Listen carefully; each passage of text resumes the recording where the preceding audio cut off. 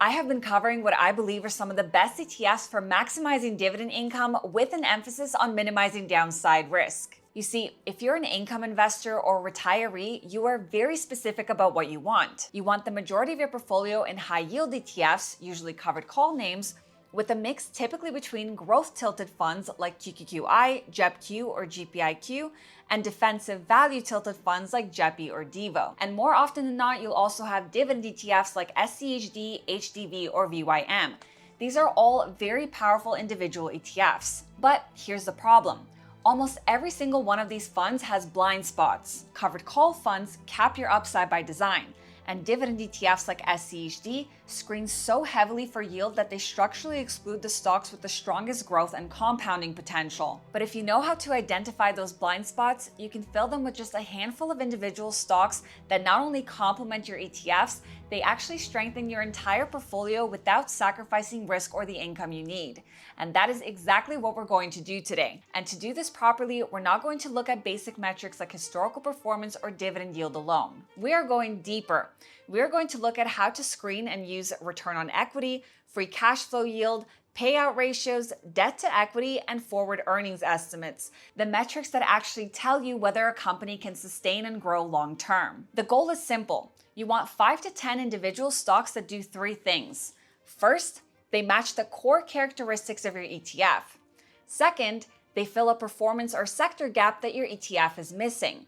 And third, they have the financial quality to hold up for the long term. And I personally like to diversify between high growth sectors like technology with a mix of another sector like financials for the higher yield and diversification. So we are going to pick these individual names, backtest them with our portfolio, and ensure that our portfolio's risk profile does not exceed the ETF core. Now, to find those stocks, I'll be using a screener powered by InvestingPro, the flagship product of investing.com, because it gives you access to metrics that most screeners simply don't have.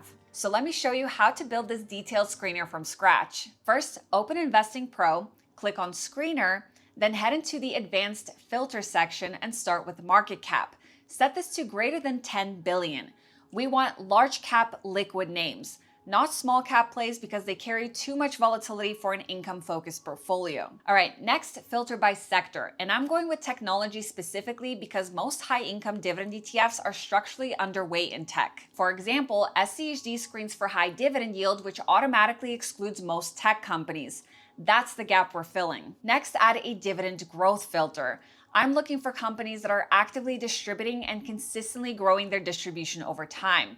It's not so much about the yield as it is about the growth of those dividends. So set this to a positive 5% dividend growth rate. And now that the basics are covered, here's where we go deeper than the average investor. Let's add a return on equity filter and set this to greater than 15%.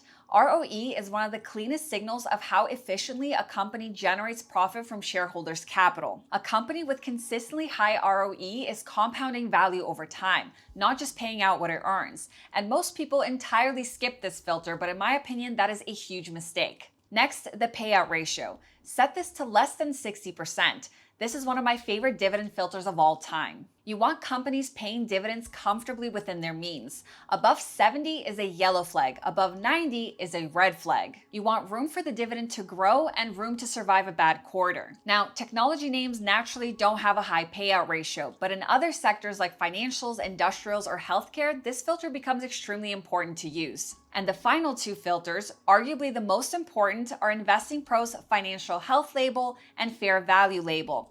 Set these to great or excellent and undervalued or fair. And these aren't just random ratings. They are built on underlying fundamentals like profitability, balance sheet strength, and operational efficiency. One tells you how financially strong the company is, and the other tells you how it's currently priced relative to its actual value. The fair value estimate is made up of 14 different metrics together, and if you were to compile them all manually, it would be extremely difficult and very time-consuming. Now, what you're left with is a short list. Not hundreds of stocks, but rather 20 to 30 names at most.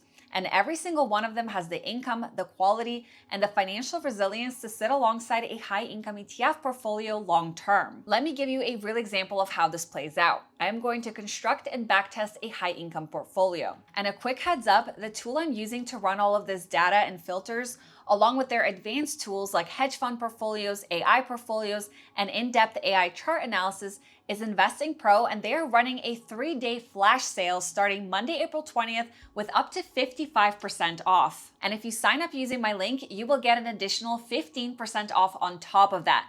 This is one of the lowest prices I've seen, so if you've been thinking about it, this is a great opportunity. I've pinned the link in the comment section down below. Now, say your core portfolio holdings are JPY or SCHD.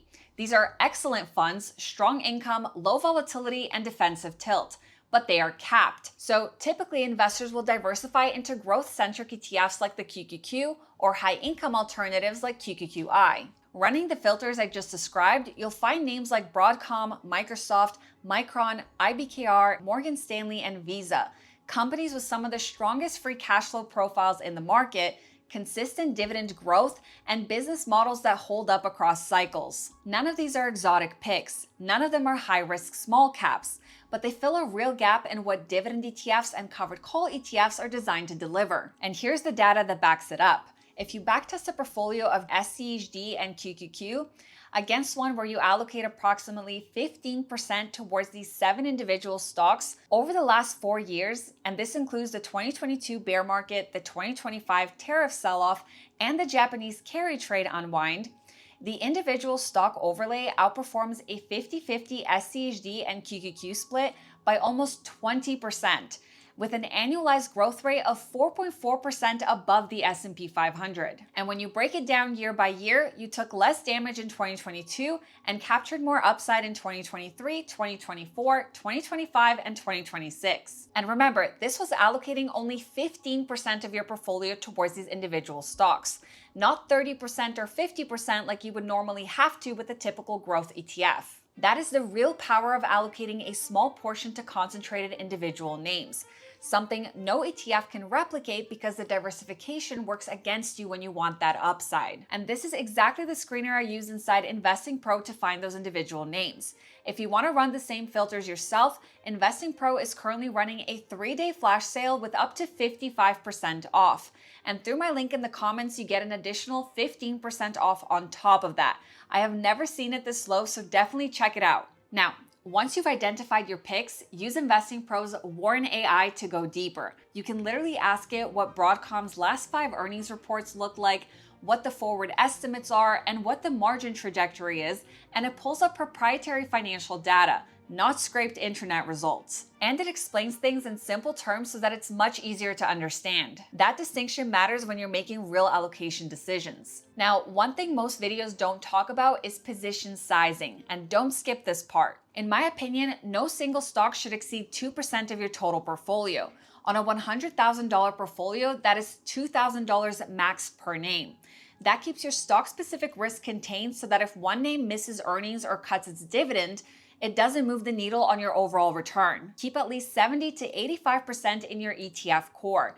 This keeps your high income generation and defensive profile, while the individual stocks are the complement, not the replacement. Beyond the screener, InvestingPro has built-in model portfolios through their ProPicks AI. Their Tech Titans portfolio is up over 60% in the last year compared to the S&P 500's 26%. Now, of course, past performance is not a guarantee of future results, and this is not financial advice. And their model portfolios span through value, energy, and healthcare, all the way to international portfolios like Canadian or European. And you can see their proprietary AI models that they use to find individual stocks with high growth potential. And over the last month, I specifically used their energy portfolio and specific picks to complement my portfolio in order to capitalize on the rising oil prices that we just saw. You also get AI chart analysis that pulls support and resistance levels, momentum data, the full technical picture in just one click, something I personally use for entries and identifying where demand is likely to step in based on where momentum is heading. And if you want to go even further,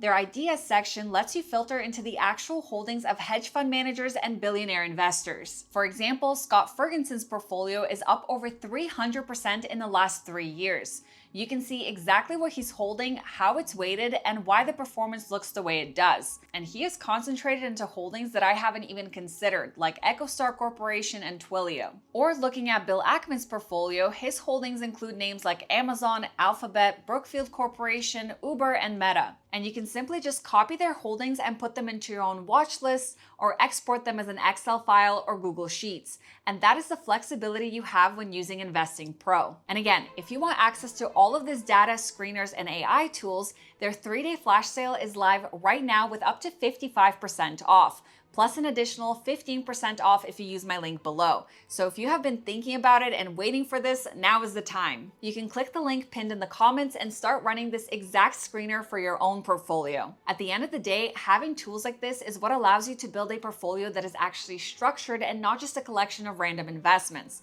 So definitely check it out and take advantage of it before the sale ends. And I wanted to give a big thank you to investing.com for sponsoring today's video. And that is all for this one. If you haven't yet, make sure you subscribe to my channel and hit that thumbs up button for the YouTube algorithm. Thank you guys so much for watching, and I will see you in my next one. This video is for educational and entertainment purposes only and is not financial, investment, tax, or legal advice.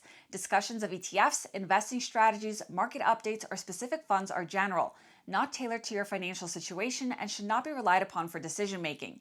Investing involves significant risks, including total loss of principal, and past performance does not guarantee future results. I am not a registered financial advisor. My content reflects personal research and publicly available information. I may earn affiliate commissions from mentioned products or links disclosed per FTC guidelines, but these do not influence my opinions. Always consult a licensed financial professional and verify information independently. By watching this, you agree I am not liable for any losses or consequences from your actions. International viewers should consult local regulations.